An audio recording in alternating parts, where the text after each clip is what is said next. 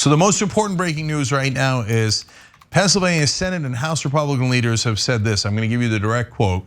The Pennsylvania General Assembly does not have and will not have a hand in choosing the state's presidential electors or in deciding the outcome of the presidential election.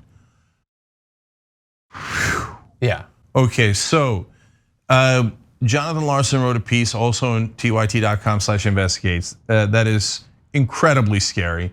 And I'll be honest with you, I was reluctant to talk about it until this quote came in because I didn't want to give them ideas. I know that they know it, but the more that it is discussed in public, the more, unfortunately, in this insane media environment, anything that is discussed instantly becomes debatable and instantly becomes possible. Yeah. So the number one way that the Republicans could have stolen this election is, okay, yeah, Pennsylvania and Georgia, for example, decided that they had voted for Biden, but their legislatures are Republican. So even in Pennsylvania where they have a Democratic governor, the Democratic governor could say, okay, our slate of electors is for all going to Biden, as is supposed to be the case.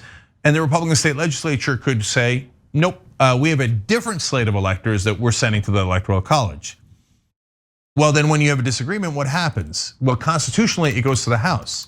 Well, the Democrats control the House. Yes, for the sake of voting on an irregular bill, but no, in the case of a presidential election, it goes state by state in the House. So California that has 55 electors and 55 representatives, irrelevant. They only have one vote. It's the same vote as North Dakota, the same vote as South Dakota. So the Dakotas with two seats in the House, for example, can overrule California with 55, 2-1. So the Republicans have more states than the Democrats do. They are less populated, but they have more states. So if they decided to cheat and go, nope, I don't care. We're just going to send different electors, and then we'll go to the House. And in the House, the Republicans will say, we don't care who won the election. Donald Trump is staying president.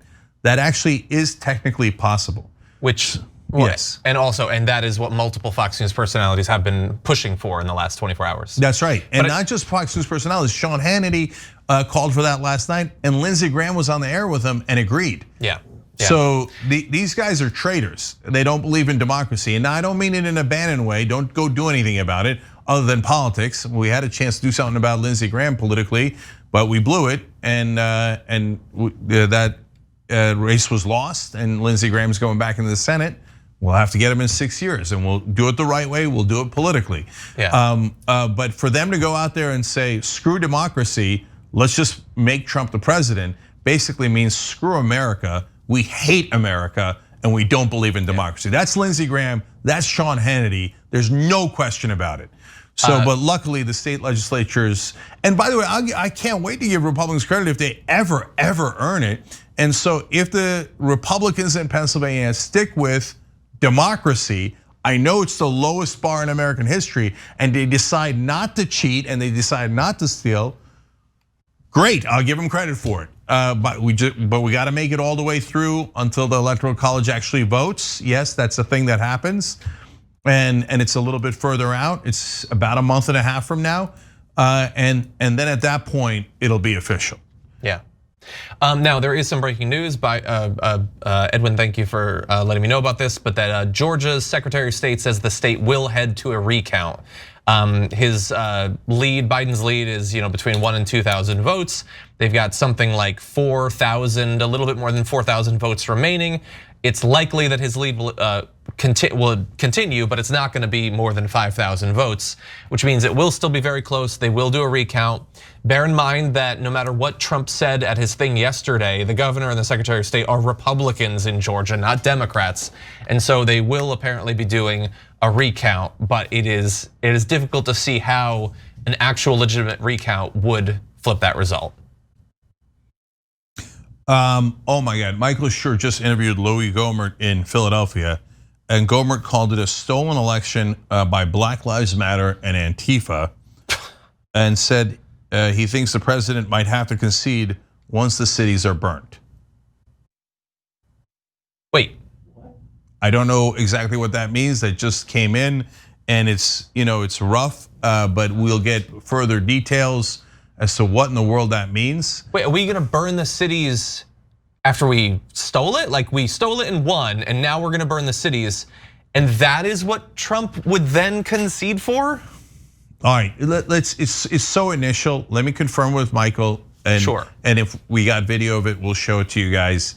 But I mean, this talk of Black Lives Matter stealing elections in Philly is over the top racist. Louis Gohmert is a clear racist.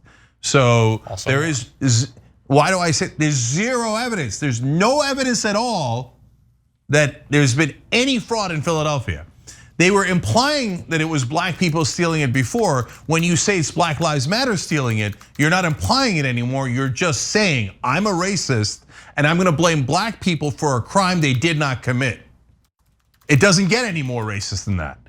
So that's the scum that Louis Gohmert and the Republican Party is. Anyway, so speaking of scum, Donald Trump, as early as this morning, his team is saying, nope, we won the election.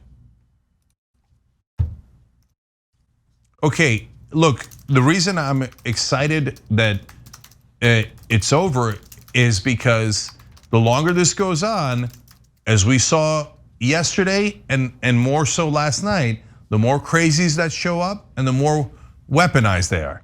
Yeah. Literally in this case. So the more Donald Trump goes out there and go, no, it's not over. We got robbed. You might want to do something about it. The more trouble we're gonna have. So a prominent crazy showed up in Arizona with his megaphone and started saying crazy things, as of course, as always, about how Soros stole the election, and you know who stole it from us. So you not only have the racism, but now anti-Semitism has showed up as well. So it's a toxic stew right now that Trump and his allies are building up. In terms of the Georgia recount, I don't know and we'll get these details for you later, what the laws are in Georgia in terms of, does it need to be a 0.1, a 0.5, a 1% difference that automatically triggers a recount, and are we within that percentage? Because each state has a law about recounts. So from what I had read earlier today, it's that in this case, the loser needs to request it, and it supposedly has to be after the results are certified. They're apparently announcing they're gonna do it before that, so I could be wrong, but that is what I found in my research earlier today. So, but if it's within the law, there's nothing wrong with a recount. Sure. Yeah, and so, and the margin seems to be narrow enough that just common sense, I wouldn't have any problems with a recount. So, what did we ask for in 2000? A recount of Florida.